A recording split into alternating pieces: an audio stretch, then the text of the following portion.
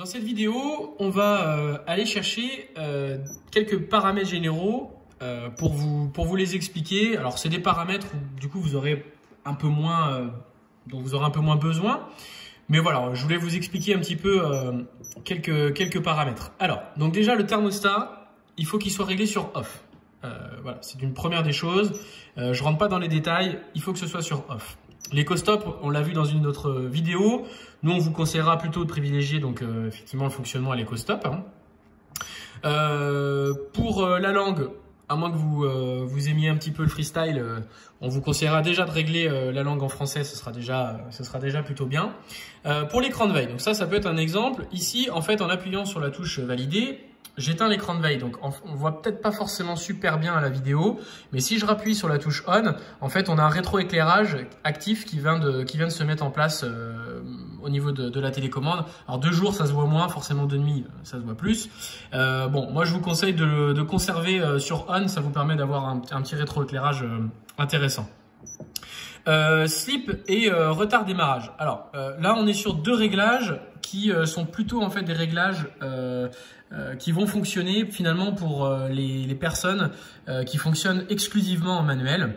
Alors sleep et retard démarrage, je vous conseillerais tout simplement d'aller regarder au sein de votre notice pour avoir un petit peu d'explications supplémentaires. Mais pour faire simple, sleep, c'est tout simplement une extinction programmée ponctuelle, c'est-à-dire que voilà, je fonctionne en manuel, j'ai allumé mon poêle ce matin manuellement à 9 h du matin, et puis je souhaite que mon poêle s'éteigne de lui-même ce soir ou cet après-midi à 17 h. Bon ben voilà, donc quand je rentre dans sleep, je vais tout simplement en fait là, donc là le sleep, donc ça veut dire dormir en anglais, il est sur off. Je veux régler un horaire, j'appuie sur valider. Ah non, là il y a un bug. Voilà, pardon, excusez-moi. Donc en fait, on va venir régler, vous voyez, des tranches de 10 minutes. Donc si je mets en fait que le poêle doit s'éteindre dans 4 heures, et ben voilà, dans 4 heures, je sais que mon poêle s'éteindra. Bon voilà, donc moi je vais pas le faire. Donc en fait, il s'agit tout simplement d'une extinction programmée ponctuelle qui ne fonctionnera en fait qu'aujourd'hui. Hein, voilà.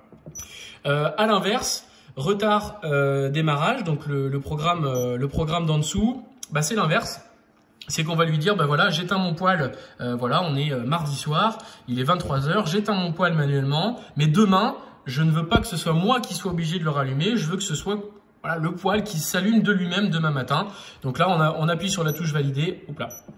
On appuie sur la touche valider pour aller chercher le programme et on va tout simplement programmer un horaire de démarrage pour le lendemain. Voilà, donc je vous laisserai regarder tout ça, il n'y a pas de souci. État des systèmes. C'est un paramètre voilà que je vais pas forcément trop vous conseiller, c'est plutôt pour nous. L'enregistrement des alarmes. Alors si je rentre à l'intérieur, c'est tout le listing en fait des alarmes que vous avez pu avoir sur votre appareil. Donc vous voyez, nous aussi hein, on a des alarmes aussi chez nous. Donc voilà, ça c'est tout le listing qu'on va pouvoir retrouver quand on fait un entretien ou quand vous avez des problèmes quand on vient faire un dépannage. Pour le service.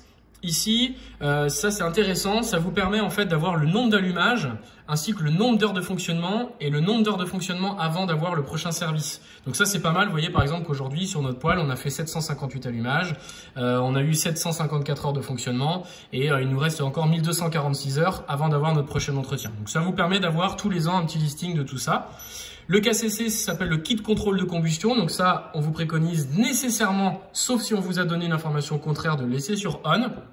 Le son des boutons, moi je préfère l'avoir. Hein, donc ça vous permet d'avoir un petit bip dès lors qu'on vient venir naviguer sur les boutons. Et le bip carte, on le laisse sur on aussi. Voilà. Donc ça nous permet d'avoir un petit peu tout le listing de ce qui restait à voir en fait au niveau de vos paramètres généraux de manière encore une fois un peu plus générale.